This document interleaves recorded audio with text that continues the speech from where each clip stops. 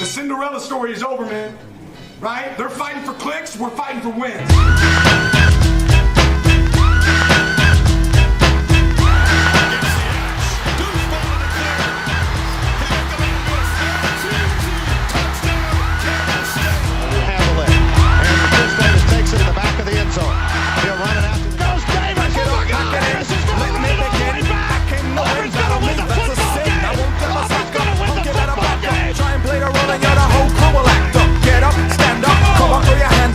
Sets up deep in the pocket.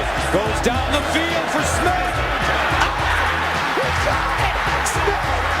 Touchdown, 85 yards. Donut shop, sure enough, I got props from the kids on the hill with my mom and my pops. I came to get down. So get out your seat and jump around. My dude, Will Ricard. Oh, yeah, the kicker? Yeah. Alabama kid. Nice. Cheers. Lead it off, man. All right, after a 1 week hiatus, we're back. What happened last time? We won some money on the Mormons. Yeah, man. Welcome. Cheers, guys. We're back. Nice. Back for the AQ tailgate. Cheers. Benny and I are starting a new tradition with the early tailgate. Yes. With the brews. Mm. I'm going with my Modelo Limon. Benny's got the Yingling rolling, so. Yes. And when we hit the halftime line, we'll have some different material. We'll see what happens. It's a good way to keep us on track. You know what I mean? Yeah, the Mormons won us some money last episode. It was great. Yeah, I don't know why I was. Yeah, dude, Holy War, dude. I think that was probably the most because you mentioned it. You said we might be a little upset that we didn't take the money line on that one, so it worked out. Yeah, it's all good. BYU might be for real. Yeah, Bear. What's his name? Bear Backmeyer. It's a hell of a name for a QB, especially at BYU. Do you remember the 1 year? Oh god. Then it wasn't even that long ago. It was like last year where the quarterback of BYU was Jewish. Oh yeah. Dude, they've had some crazy QB stories. Remember the last guy, Retzlaff, their last QB, who got in trouble with he had like sexual allegations or something, which is crazy at BYU. Obviously, before we begin, we need to draw attention to what is just an iconic hat. Just always has been. Yeah, I got this hat. I want to say freshman or sophomore year when we saw at the stadium when they had that small little team store in that tent.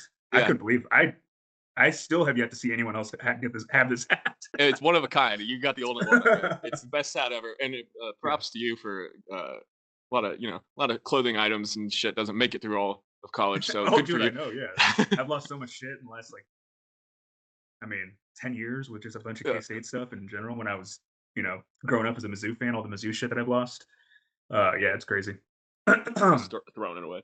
All right, let me. I'll before we get into the good stuff. I got a letter from our editors here. Oh no!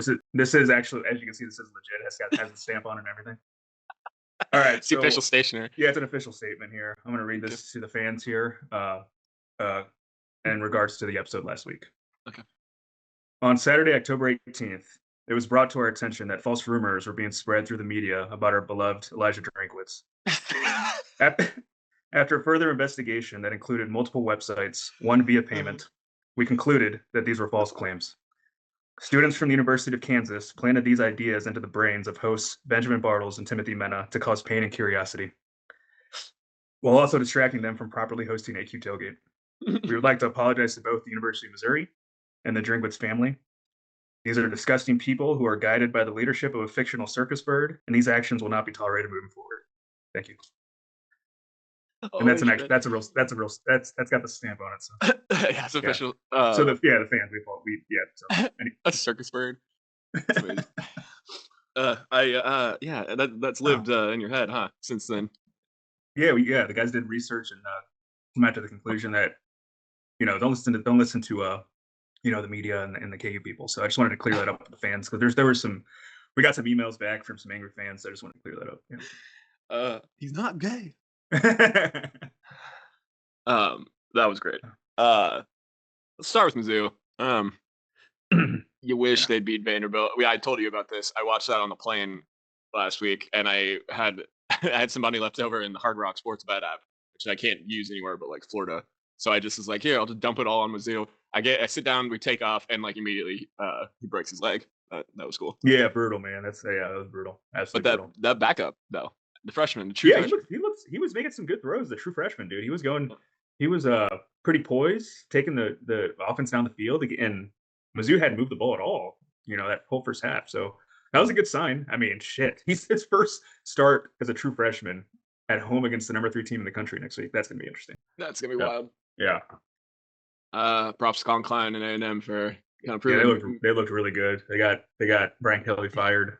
Yeah, that was wild. They looked really good, man. They were spreading the offense. Marcel Reed was moving the ball. He had so much time in the pocket. I think the first half was kind of a little bit more back and forth, and then obviously A&M started taking over in that second half, which was an absolute beatdown. I mean, they just started moving the ball. Marcel Reed. I mean, Reed didn't even do. I mean, he threw for 202 yards, 2 touchdowns. He ran for 108. I didn't even realize his rushing yardage in that game. 13 carries for 108 and 2 TDs. That is like, you don't even see Colin Klein numbers like that, because Colin Klein was such a, in between like the 10 and the 5, like using his big body to get through and bruise. This dude ran for over 100 yards. I don't know about you, dude, but I'm seeing some glimpses of Jade Daniels in this guy. Slim, yeah. He's got a gun. Like, he's got some speed, obviously. Ran for 108. Yeah, I mean, probably a lesser Jaden. I don't know what his draft, like, what we're seeing from a draft perspective on this dude, but he looks really good. All right, let's do some matchups. Here we go. We're gonna start with Ohio State, Penn State. Obviously, there's some drama going on in Penn State. No one really knows how with it they are at the moment, coachless. Are you shocked by the line on this one? I mean, it probably seems about right, because Penn State still has good players. They got 4 or 5-star players. Ohio State 18.5 at home. It probably seems about right. Yeah. I mean, yeah. We talked about it a little bit. I thought that I like the over, because the over was like 44, and Ohio State could put up 30 on its own, really. Yeah, that's going to be, we'll see about that one. I mean, yeah, Ohio State's been crazy good defensively. So I think the 44 probably, yeah, I mean, I don't know. Yeah, Ohio State, we'll see how Penn State's offense does today, because Ohio State can probably score about, 25 at least on their own. We'll see how Penn State does. That's at Ohio State. Yep. That matter. You might see a lot of running game today. Ohio State's got a good run game. If Penn State, I guess, maybe loads box. I don't know. They could. I think their best opportunity to even have a chance is they got to grind it into a defensive game. But yeah, they need to run with Katron Allen. He's got 612 yards, 9 TDs, almost 100 carries. They got to ground and pound. I think in this game they're going to hold. I mean, Ohio State's defense is going to bring it. So I think you got to just try to ground and pound this game with Allen. Haven't seen them spread the ball much around with since Drew Aller's gotten hurt. So we'll see. It's going to be interesting to see how this game plays out. Julian Sand, I was talking to him up a couple weeks ago. He's killing it. He's almost at 2,000 yards, 19 touchdowns, 3 interceptions. So, yeah, man. It's yeah, we'll see. I don't know. I think I'm staying away from that game. I think the spread is probably right where we want, right on it. The total is probably the one that we would maybe mess with, maybe go over with it, but we'll see. Yeah. Who's big new kickoff is there, right? Yeah, I think so. Where is game day today? Game day is in the Big 12, baby. Oh, shit. Utah hosting Cincinnati. That's gonna be ranked matchup at night. Yeah, and Utah. Yeah, that's gonna be interesting. I mean, dude, how about the disrespect for Cincy? Number 17 at number 24. Cincinnati's a 10.5-point underdog on the road. That seems high. I don't know. We'll see. Yeah. I don't know why Vegas hates Cincinnati so much. Yeah. They that first game with Nebraska, I thought, well, Cincinnati actually looks like a team. Yeah. So they're undefeated in the Big 12 right now. It's crazy. I know. Yeah. Oh, yeah. Well, we'll get to the Big 12 here in a minute. I mean, talking about Cincinnati's QB, Brendan Sorsby's been in. If you look at his stats, he's a junior. I mean, I think he may have started as a freshman. This dude's a dude. Look at this guy's stats. He's a junior. He's thrown for almost 1,900 yards this year, 20 TDs and 1 interception. He's got That's dope. 85 QBR in the. I mean, I get it. The Big 12. A lot of people like to say Big 12 doesn't play defense, but I don't give it, dude. 20 TDs and 1 interception for Sorsby. He's killing it right now. Dude, he is. Yeah. And Avery could learn a thing or two, perhaps. By the way, that 1 interception was against Nebraska. That last play in the end zone.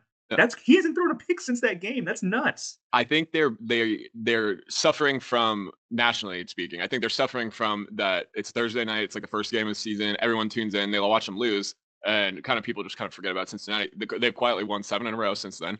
Undefeated in conference play. So yeah, but lineup overall, there's a couple ranked I mean, we'll get into a couple of the ranked games. I mean, Vanderbilt goes to Austin today. That's gonna be a very interesting game. That's an early kick too. Early kick at 11 and ABC. Texas a 3.5-point favorite. That's probably. I don't know if I can think of one team that I've seen on the schedule every week, and I'm like, I have no idea what's gonna happen in this game. That's Vanderbilt this year. I didn't know what was gonna happen in that Mizzou game. It was a toss-up. They won. Same with the LSU game. Toss-up. They won.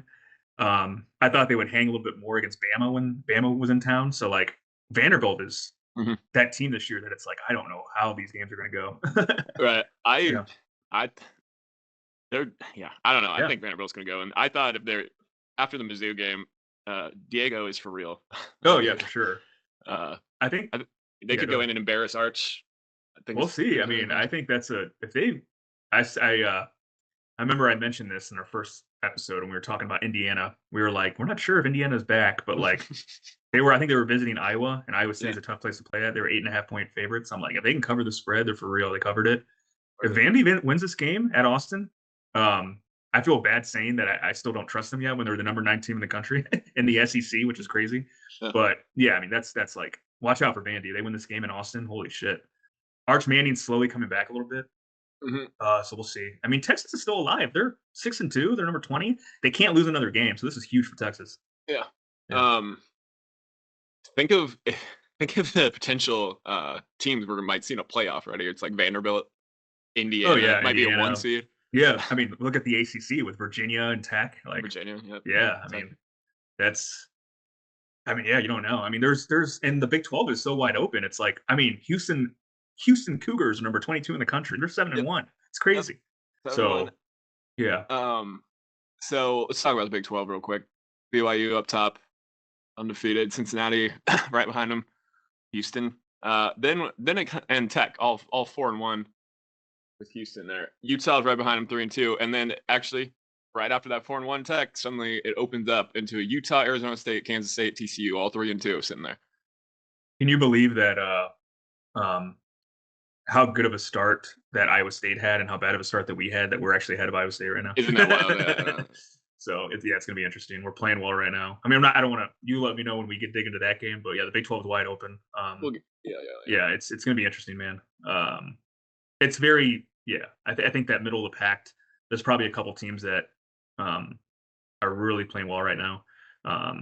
So we'll see what happens. Houston Cougars, man, that blows my mind. That they're ranked number 22 for being a basketball school. This is isn't that that's Zim's guy, isn't it? Fritz, the coach, dude. Dude, that's Zim's guy right there. He loves that guy. He loves that guy. Yeah, he's a hell of a coach, dude. Yeah, it's gonna be interesting. Their schedule is Houston's schedule's so easy. They have a chance to go to the Big 12 championship. Yeah, they do. They host West Virginia, who hasn't won a Big 12 game yet. And then the next 3 games are they should be favored in probably the rest of these games, but they're going to be close. So they go to UCF. That could be a trap game. We'll see. They host TCU. That should be a good game. And then at Baylor. So if they run the table, they might sneak into a Big 12 championship game with not really proven much, because the only ranked team they played all year is Tech, and they lost 35-11. So I good job for them for playing well, but I don't know, man. I don't know if I want to have Houston repping us in the Big 12 championship. They're so good, though. Go crazy. Yeah, we'll see. So we'll talk about Indiana a little bit, because I know Tony will lose his goddamn mind. I mean, he's already losing his mind. Number 2 is still a stunning ranking for them. Yeah, it's nuts. They're going to Maryland. I know you love the Terps. Love the Terps, man. Yeah, I love the Terps. If there's another hat that I would wear besides the Wildcat hat, I would wear that turtle hat. Turtle. What was their like 2 years ago? Their basketball team. It was like the 5. Yeah. Fuck. What was it called? Oh, the Crab 5, right? Yeah, the Crab 5. Oh yeah, that was so fun. Dude, that was last year. Yeah. Oh man, Crab 5. Hell yeah. Yeah, I mean, we'll see. Yeah, I mean, I think Maryland was kind of a surprise team this year, but they've kind of fallen back a little bit. They're 1-3 in the Big 10. I think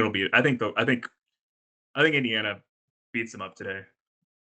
Statement road win, you're saying? Yeah, I think Maryland's kind of looking for that ranked home win, which they haven't had this year yet. So, but Indiana just looks so good. Yeah, we'll see. I think they'll cover the spread in this one. But Mendoza looks great. 24 TDs, 3 interceptions, and he's not really his passing stats. I mean, he's thrown for almost 2,000 yards. I mean, he's pretty consistent. The system that Indiana has is just so efficient. It's awesome to watch. So yeah, he's been a great snag for Indiana. So yeah, I'm excited. I'm sure Tony is. So He is, and then he let me know that I am wearing lavender today, as K-State has wrapped up their preseason basketball there. We play Indiana on November 25th at Indiana in Wilmington. basketball. Oh, we're gonna get rock probably.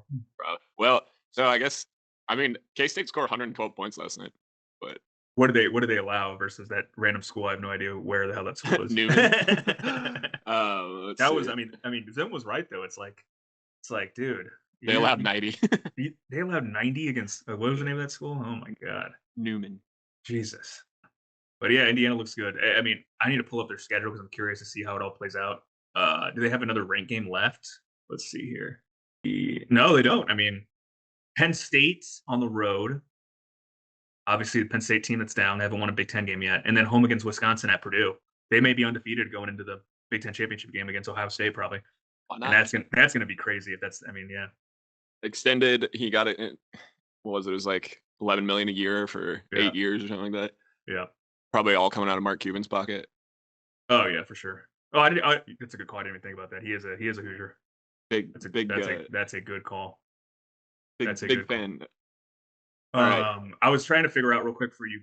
God, I was trying to figure out where Mendoza came from. He was a Cal Bear. Okay, dude, Indiana's freaking football front office. The way they are their athletic department finding Signetti and then Signetti finding freaking Mendoza from Cal. Mm-hmm. I mean, these guys are pulling all the right buttons right now. All right. We also discussed this game, and I kind of forgot that because today Georgia, Florida cocktail party, biggest tailgate in America. They say. Is Kyle Reiser going to this one? Yeah. Shout out Kyle. I would think that he should. I would assume since he lives in Jacksonville that he has gone to this game at least once. I don't know. He has to. He must. What cocktail would you be drinking at the cocktail party? Man, whenever I go out, when we go out to dinner, I'm usually a 2 cocktail guy. I like to. You guys all give me a lot of shit. My family gives me a lot of shit because somehow the pink drinks find me. So I start out with something fruity usually when I get to a restaurant just to kind of get the juices flowing, and then I switch up to like a boring old fashioned or like a vodka soda or gin and soda. But yeah, I'm gonna read you the top cocktails for the cocktail party. Okay, I'm excited. Long Live Lemonade is peach pecan whiskey, 2 parts lemonade served with ice and a lemon wedge. Okay, Long Live Lemonade. Yeah, I kind of like that one actually. Okay. The next one is Florida Georgia Line, which is honey vodka with whipped cream and peaches again. They love the peaches, man. They love the peaches down there. Yeah, Georgia's. I feel like Georgia's kind of controlling the cocktail menu. How would Florida feel about this? I don't know. No, Florida. No, I'm sorry. I disrespect. Florida has the limes, so my bad. Yeah, my bad. It's not many drinks you can make out of a gator. Number three is Georgia tea, which is it's a punch style drink with vodka, gin, rum, schnapps, and peach orange juice this time. Peach schnapps, pineapple orange juice. Basically, it's a Long Island. Basically, it's jungle juice. Georgia tea. That's the top 3 cocktails at the cocktail party. Nice. Not bad. Yes. Not bad. Not bad. That's a good setup. I think that's on that should be on our bucket list. We should definitely attend sometime. Oh yes, absolutely. We're going tonight. 6:30 in Lincoln. USC and Lincoln Riley come into town. It's a blackout, so black jerseys, all black. So we'll see what happens. Nice. I think they're gonna kill. They're gonna kill us, but we'll see. Oh, by the way, remember we talked about this? The streak is on. 10 years since they beat a ranked team. That's on the line tonight. Oh, you're right. It's probably not today. Yep. Although USC's had, I mean, Illinois beat them. They give up games from time to time. Oh yeah, they do. The game that scares me is that when they killed Michigan, and they ran the ball down Michigan's throats, and Michigan obviously did the same to Nebraska. So we'll see. Sure. Yeah. All right. I think underrated game of the day maybe is Oklahoma at Tennessee. So Absolutely. the question will be, they're kind of like opposite teams. So who's going to break first? Is it going to be Tennessee's crazy tempo, or is it going to be Oklahoma's defense? Also, bonus question: what quarterback would you prefer out of those two? Ooh, damn, that's a great question. Okay, so my first answer is I think Vegas has it right. I think the line's 56.5, so I think it's going to be a little bit higher scoring, Mm. and I think they're spot on. Tennessee, I think this feels like that Tennessee home game where they for some reason they're pretty consistent where they win at least one ranked home game every single year. This feels like that game today. Mm. Yeah, I think it's kind of more of an offensive game. OU loves to play those close defensive battles, but I think Tennessee steps up today, um, and I think they end up winning this game. But the question with the QBs though, Aguilar is just a full on like flamethrower. He throws the ball down the field. He's thrown for almost 2,500 yards already this year, but he has 6 interceptions. So like I'd rather. I know if you look at the John Mateer stats, they're not great, but when you look at tape and you see Mateer versus Aguilar, I'd rather have Mateer. Mateer is like you could tell he's more of a pro style, like good decisions. He could still run. He's got good legs as well. I'd rather. It's a great question that you asked, but I take Mateer. The stats don't come close to what Aguilar's doing, but I've seen the dude play. I know the dude can play. I'll take Mateer. I like that. I like that. Yeah. And taking Tennessee as well. I'll take Tennessee today. Yeah. I like it. Really riding the wave on that one. You got a gut feeling. You got to go with it. No, yeah, absolutely. Yeah, I'm on with the Bulls today. Here's a question I was wondering about. LSU is now out of the ranking. They're coachless. They've got issues. Are we seeing the beginnings of a recruiting hole? Basically, are we watching them kind of flatten out, or are we going to just see them pop right back next year? It was that you have a boss like that you have such a boss athletic department when you have such a you have such a strong and boss athletic department when you could fire your head coach in the middle of the season when the buyout is that substantial. I can't remember how much the buyout was, but it was a shit ton of money to freaking fire Kelly in the middle of the season. Yeah. Literally, all the alumni got together in a meeting after they got killed by A&M, and No all wonder. the big rich bosses had it all in one meeting. And I don't even think they fucking sniffed the idea of I don't get is 50 mil whatever the buyout was enough. Like they did not give a shit. They wanted Give me the checkbook. they just give me the checkbook and get this dude out of here. That was that was a boss move by LSU. Hell yeah. Yeah. I mean, you and I talked about it a little bit. I mean, LSU is such a good football program with such strong history that they're going to go after some big names. I mentioned Lane Kiffin. He probably, like I said, I'd love for him to stay in Oxford, but they're going to throw all the money at Kiffin. So we'll see. I think they'll bounce back pretty quickly. I think they did. They just, from what I heard they're trying to come after Marcus Freeman from Notre Dame. So I think they're probably trying to pitch him the same thing they pitched Kelly. Hey, you're going to be able to recruit better at LSU, even though you've had success already at Notre Dame. So we'll see. Yeah. What do you think? Do you think is there a name that maybe you're thinking about, or do you think that they kind of go down, they regress the next couple of years, or do you think they bounce back? Well, I think it's actually a bigger picture thing. It's like the transfer portal NIL is like flattening everybody. So you're not going to see LSU just run away like that. Yeah. As far as a coach goes, I don't know. You and I were talking about this. Is LSU that big of a step up from Ole Miss or Notre Dame? I think you and I would probably say no, but if you ask all these analysts, ESPN analysts, biased, they think that LSU's a top 2, top 3 job in the country. It's probably Bama, LSU, and I don't even know what number 3 would be, but I would say Texas maybe. Yeah, I think you're right. I think it'd be those 3. I think it'd be Bama, LSU, and Texas are probably the 3 best jobs in the country. Yeah. Kirby Smart's screaming right now. Oh wait. I mean, sorry, that was a dick move. I forgot about Ohio State and Michigan. So those are probably the 5 right there. Yeah. Oregon's like right there too. Yeah. Oregon's just such a recent kind of blue blood that it's like. Yeah. All right, it's November 1st. About 4 games left in the regular season for everybody. Who would you say? I know we already talked about Cincinnati a little bit, but give me a non-blue blood team that is most capable of wrecking November, maybe finishing in the top 10. Like, give me. Oh man, like that's a good question. And not like a Vanderbilt. Yeah, I think to me, I think you have to look at some of these weaker conferences. Like, I'm not going to pick anyone from the Big Ten or the SEC because they're going to beat each other up. I'm going to go towards the ACC or the Big 12 and find a team that's got an easy window over the next the next 4 to 5 weeks. Mhm. I'm looking at Louisville, dude. They upset Interesting. Miami, the number 2 team in the country, on the road. Their next 5 weeks at Tech, who's been horrible. By the way, Virginia Tech, they're looking for a new head coach. Home against Cal, home against Clemson, where has Clemson gone this year? They're 2-3 in the ACC, and the ACC sucks. I mean, you and I both love Georgia Tech, but Yeah, besides that's Georgia who Tech, I was gonna pick for this. besides Georgia Tech, like the ACC, I think is shit, dude. I mean, home against Clemson, at SMU, who's not the same SMU as they were last year, home against Kentucky. My pick is Louisville. They can run the table. That win at Miami was so big. Now they have a top 5 win going into the ACC championship game. If they can get there, I think they're probably behind Virginia by 1 game, so they need Virginia to fall. And Virginia might run the table too. So if Virginia doesn't lose, it's going to be a Tech Virginia ACC championship. But give me Louisville. Georgia Tech we're pissing off Georgia Tech. Why are we doing this, dude? Yeah.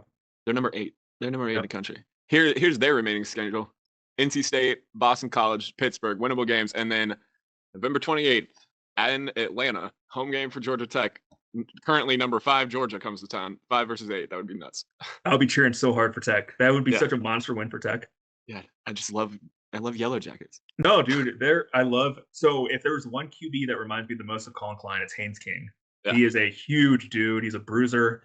6'3", 215 from a Texas kid. He's been he's a senior too. I feel like he's been starting since he was a sophomore there. You look at his stats, not the best when it comes to like passing efficiency, but like again, the dude's a bruiser. He runs the ball well as well, but like he makes key plays. He reminds me so much of Colin Klein. I love Haynes King. Yeah, Tech's a great call too. We're really pissing off the ACC. The good thing is that they should be able to run the table for the ACC. That even if they lose to Georgia, they'll still be undefeated in the ACC most likely. So they should be able to still snag that ACC championship spot. I wish I would have started the episode with the lights on because we'll see how it turns out. All good. Let's get into the kiddies. All right, man. Yeah, I mean this is the game of the year for K-State, no doubt. My God, they're playing a lot better, 2 in a row, including both very. Beating TCU was very solid, and then backing that up with the beatdown in Lawrence was great. So this by far will be their biggest test. I'm excited about it. I cannot express enough, as much as Dylan Edwards has let us down with his selfishness. Avery Johnson's had a solid year. His completion percentage is not the best, but he's got 15 touchdowns and 2 interceptions. That's it. He's making his decision making this year is so much better than it was last year. Only has 2 picks through the first 8 games, and I know we both agree that he should be running the ball a little bit more, but I mean, I think he's comfortable right now in the pocket. If he needs to make a play down outside the pocket, he'll scramble for a little bit. But I like where his head's at. 15 TDs, 2 interceptions, big game today, and we're used to seeing these Texas Tech high flying offenses. Avery Johnson's got more passing yards than Morton does. They're trying to run the ball with Hammond and Griff, and those obviously they got a pretty good balanced offense, but Tech also has a pretty good defense this year. So it's going to be really interesting. Defense has to step up today. This is like the linebackers, Austin Romaine, you're a fucking senior, dude. This is your fucking game right here, dude. You are the leader of this defense. You have to step up today. Desmond Purnell, VJ Payne, all the captains today have to step up huge on defense. Defense has to step up today in order for us to pull this off. The other thing I was looking at is Luis Rodriguez, the kicker. Yeah. I mean, he hasn't been called upon to do much on he's 10 of 11, so he's only kicked 11 field goals this year. 10 of 11. He's the only kick he missed was a 53-yarder. So the dude's been pretty consistent. He just hasn't had a lot of opportunities. But he's been pretty good so far. So yeah, and you know his backstory, right? No, I don't. Okay, our first kicker got hurt like 1 week before the start of the season, and they went and got this kid out of like Cal Poly Tech or something weird like that. Really? Yeah. And like he never set foot in Manhattan or in Kansas, I think, until like 2 days before the first game, and then he goes out and starts having a great year. Nice. Yeah. Joe Jackson, now that he's the guy, he just needs to keep rolling, man. I mean, don't worry about any of the back story with what Dylan Edwards is going on. You're the guy, so let's just take advantage of it. He hasn't had a ton of TDs, but I think he's been pretty consistent. The other thing is, yeah, go ahead. No, you're good. I was going to say the other thing is we need somebody else besides Jace Brown to step up. Jerron Tibbs, Garrett Oakley at the tight end position. We need a good second receiver to kind of step up big today as well. Besides Chase Brown, because we need Avery's. We got to continue to make sure that he's spreading the ball around and not just looking downfield to Brown every time. So He could be a Sterling Lockett game if he wants it. It's kind of been disappointing a little bit. yeah, But Yeah. Avery will still overthrow a guy now and then, but pretty good all around. And one more shout out to a defensive player, Toby Osunami, number 44. yes, dude, he's the man. Good I call. love the freeze frame. Love that shit. Oh yeah, he's awesome, dude. Yeah, he's got I think he's our sack leader right now. Yeah, he is. He's got 4 sacks this year. He's been awesome. Good And call. Whenever he call. sacks anybody, he does the glitch. It's a great I love celebration. Oh yeah, I love it. Yep. I was putting pressure on the linebackers and the safeties. That dude's got to have a big game today. Toby's got to be clutch today. Yeah, absolutely. Huge game. Huge game today. Yeah, it's gonna be good. I'm glad Mahomes is off in Buffalo because otherwise he'd be at this game and throwing tortillas on our field. That's crazy. Piece of shit. All right. I don't want to be this guy, but I'm going to be. They win today. Let's say K-State pulls off some miracle. They are my good dog pick. You're sitting at 4-2, and you've taken Tech down to 4-2 also at the same time. Obviously, BYU, Cincinnati still sitting up there at the top. But what do you think? Is there a path? Oh man. K-State's schedule, by the way, opens up pretty easily. If we win this game against Tech, we have the bye week versus Oklahoma State. I do also think they have an actual bye week at some point soon, maybe next week. Yeah, possibly. And then the only hard game is at Utah. Utah's a tough place to play at. That would be the last game. If let's just say they run the table. Let's say they run the table and they finish 4, 5, 6, 7. They finish 7-2 in the Big 12. I mean, shit. We need Cincinnati or BYU to start dropping. So I mean, I like Cincinnati's game, but we kind of probably should be cheering for them to lose tonight at Utah. Well, we'll see. Utah also is ahead of us right now too. So either way, and then Cincinnati also plays BYU at home. Yeah. So I mean, we'll see. It's going to be interesting. There's that. I mean, you're 100% right. We're not out of this thing. Well, win or lose, you gotta think sitting at 4-4 that they're going to win 6, possibly 7, maybe. This gets us to a bowl game. The most recent projections for what bowl we would go to is number 1, the Liberty Bowl, which I'd be fine with because I can drive to them. And number 2, bring us back the Pop-Tarts Bowl, the greatest bowl ever. Absolutely. Yes. Yeah, if we run the table and if I think we get the Pop-Tart Bowl if we run the table but miss out on the Big 12 championship, because the Pop-Tarts Bowl I think takes the next best team I think that did not secure the conference championship game. Yeah, so I would love it. I think they would want us back because we won the first ever Pop-Tarts Bowl. I love that. Absolutely. Yeah, we're big Pop-Tart Bowl fans. We're Pop-Tart fans in general. Ben and I love the Wildberry Pop-Tart. I do. Absolutely. I thought it was a travesty that they decided to roll with the cinnamon roll last year. Yeah. I think the voting was a complete scam. Yeah. Yeah. So as much as Clinton Zim like to say that that's their go-to, they're aligned to us. They don't know what the fuck they're talking about. I thought it would be great if we go to the Pop-Tarts Bowl. We should do like the purple power cat on the helmet, but then do a specialty helmet with the blue, like the Wildberry blue stripes through it. That'd be so sick. That'd be out there for sure. Want to get into the? Is there anything else before we get into the parlays? I'm not seeing anything else. Miami, SMU, Yeah, maybe. You said VTech's looking for a coach. No. Yeah, for sure. I don't know who they're looking. They're probably going to try to go after James Franklin. We'll see. All right. Let's talk about the bet. All right. So obviously every week we jump in the parlays. Ben and I are each choosing 2 each. This one we've kind of already figured out a little bit. We talked about it earlier, but just wanted to get it out to the fans, obviously. My first pick, I talked about it a little bit already. I feel pretty good about this one. The battle of the ranked teams going at each other today. Give me Tennessee minus 2.5. They have yet to have every year I feel like they pull off a great ranked game at home. They're only 2.5 favorites with Oklahoma coming to town. I like this spot for Tennessee. I probably would have taken it at 4.5. Give me Tennessee minus 2.5 today. I like it. We had already discussed KSU Tech. We both like the shootout factor of it. I believe we took this down from its initial. I forgot what the initial over/under was. Yeah, but we I forgot to. Maybe 51 or 52. I can't remember. Yeah. We took it down to 49.5. Mm-hmm. I think it's given. Well, I never want to say that, but I feel like it's a given that they're going to both at least total 50 points, like for real. So KSU Tech over 49.5. Yep, I like it. So my other pick that I discussed, and again, we're not biased here. The letter from the editors came out. I told you the letters from the editors came out. Does this mean I hate KU? Yeah, but like, it doesn't mean that I still have to use my brain. Circusburg? I still have to use my brain when I make parlay picks. Give me KU with the spread. I think we teased it a little bit. We took it down to 21.5. I would have probably taken it at 23, 24, but Oklahoma State comes into town. They're might be the worst Power 4, Power 5 team in the country. Probably they are. KU got embarrassed at home in Lawrence against our Kitties last week. So they're pissed, and they're just foaming at the mouth as this disabled, crippled Oklahoma State Cowboy team comes into Lawrence, Kansas today. KU's going to kick the shit out of them today.